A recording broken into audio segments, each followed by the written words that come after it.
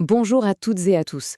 Aujourd'hui, on va décortiquer ensemble un phénomène omniprésent, mais dont la physique est vraiment fascinante, le mouvement de rotation. Pourquoi et comment les choses tournent? Des planètes aux roues de nos vélos, vous allez voir que les principes de base sont toujours les mêmes. Alors c'est parti, on plonge dans le vif du sujet. Regardez ces deux images. On porte qui pivote, une roue qui tourne. Bon, dans les deux cas, on est d'accord, ça tourne. C'est une rotation. Mais comment la physique fait-elle pour décrire ça de façon vraiment précise? Avec des chiffres, des lois? C'est toute la question. Et c'est ce qu'on va voir ensemble. Et voici notre feuille de route. On va commencer tout doux, par les bases. C'est quoi? Un mouvement de rotation. Ensuite, on va monter en puissance. On verra comment repérer un point, puis comment parler de sa vitesse. On abordera le cas simple de la rotation constante, et pour finir, on verra comment tout ça s'applique dans le monde qui nous entoure. On y va. Allez, première étape. Avant de se lancer dans les formules, il faut qu'on soit tous d'accord sur ce dont on parle. Il faut définir clairement ce qu'on entend par mouvement de rotation. Posons les règles du jeu. Alors, voilà la définition, la vraie, celle des physiciens. C'est le mouvement d'un corps rigide. Ça veut dire quoi? Simplement un objet qui ne se déforme pas. Et pour ce corps, chaque point qui le constitue se déplace en cercle, autour d'un seul et unique axe fixe.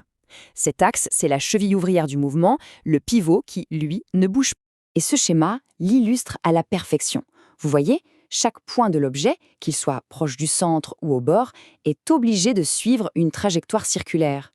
Et l'unique chose qui reste parfaitement immobile, c'est cette ligne imaginaire au milieu, l'axe de rotation, noté ici delta. Ok, les fondations sont posées. Maintenant, imaginons qu'on veuille suivre un point précis sur cet objet en rotation. Comment on fait pour dire à tel instant il est exactement là? C'est notre deuxième grande étape. Pour faire ça, on a deux outils principaux. Le premier, c'est la position angulaire. En gros, ça répond à la question de quel angle on a tourné. On la mesure en radians. Le deuxième outil, c'est la position curviligne. Là, on change de question. Quelle distance le point a-t-il parcouru le long de son cercle? Et ça, bien sûr, on le mesure en mètres. Donc d'un côté en angle, de l'autre une distance. Et le truc vraiment important, c'est que les deux sont totalement liés.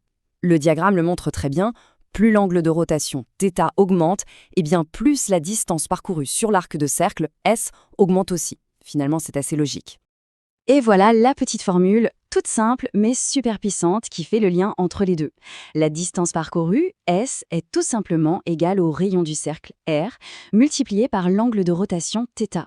C'est vraiment la passerelle mathématique entre le monde des angles et celui des distances. Parfait. On sait où se trouve un point.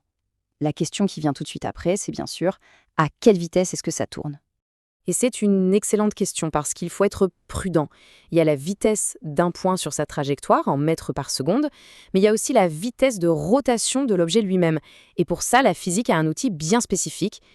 Et cet outil, c'est la vitesse angulaire, qu'on note avec la lettre grecque oméga. Attention, elle ne mesure pas une distance par seconde, mais bien un angle par seconde. C'est la rapidité avec laquelle l'objet pivote. Son unité, c'est le radian par seconde. Ce visuel nous aide à bien comprendre. La vitesse angulaire, ce n'est rien d'autre que la variation de l'angle, ce qu'on appelle delta θ, divisée par le temps que ça a pris. Autrement dit, de combien de radians ça a tourné en une seconde. C'est tout. Et là, attention, on arrive au point le plus important. Puisque l'objet est rigide, il tourne d'un seul bloc. Donc tous ces points ont la même vitesse angulaire oméga. Par contre, leur vitesse linéaire, celle en km/h, elle n'est pas la même.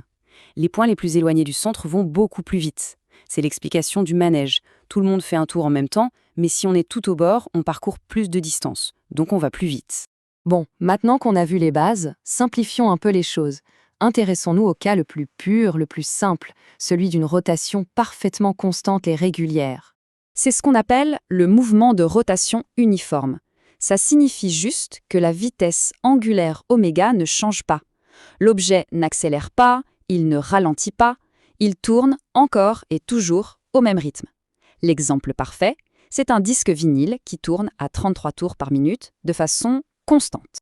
Et pour décrire ce rythme de croisière, on a deux concepts clés. D'abord la période, T, c'est le temps qu'il faut pour faire un tour complet. Et ensuite la fréquence, F, c'est le nombre de tours qu'on fait en une seule seconde. Et comme le montre la formule, les deux sont juste l'inverse l'un de l'autre. C'est logique. Super! On a maintenant toute une boîte à outils pour décrire la rotation, alors il est temps de l'utiliser. Voyons comment tous ces concepts s'appliquent à des objets bien réels tout autour de nous. Et quel meilleur exemple pour commencer que notre propre planète? La Terre, c'est une gigantesque toupie qui effectue une rotation quasi uniforme. Et sa période de rotation, T, on la connaît bien, c'est à peu près 24 heures. Ce tableau, c'est une démonstration parfaite de ce qu'on a vu avant.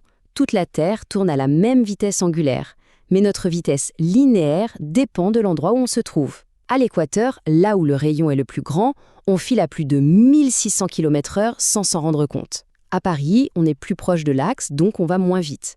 Et si on est pile au pôle Nord, on est sur l'axe, le rayon est nul, donc la vitesse est nulle. On tourne juste sur soi-même.